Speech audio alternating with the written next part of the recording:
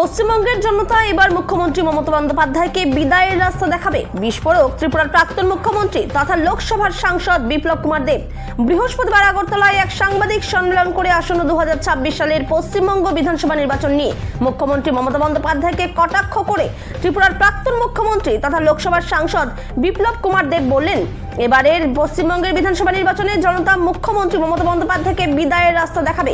তার কারণ হচ্ছে পশ্চিমবঙ্গের মানুষের জন্য মমতা বন্দ্যোপাধ্যায় কিছুই করেননি। মমতা বন্দ্যোপাধ্যায় মা মাটি মানুষের কথা সব সময় বলতেন। উনি এখন পশ্চিমবঙ্গের সমস্ত মায়েদের লেলিয়ে দিয়েছেন।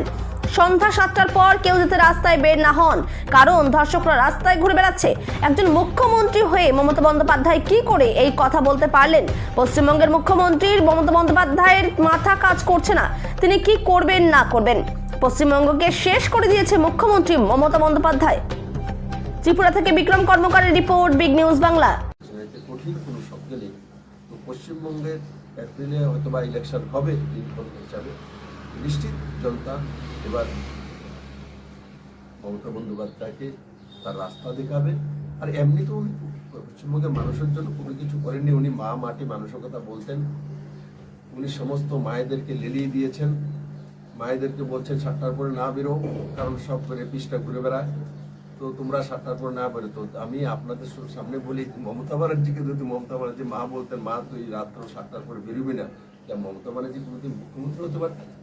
তো বাংলার মতো প্রগতিশীল রাজ্যের মধ্যে বলে মেয়েরা 7টার পর না বেরোনো, কত বড় অপদত্তা, তার কাজ কি মানসিকতা ওনার হয়ে গেছে। তো মা মাটি মানুষের মাকেও তো উনি সর্বনাশ করেছেন।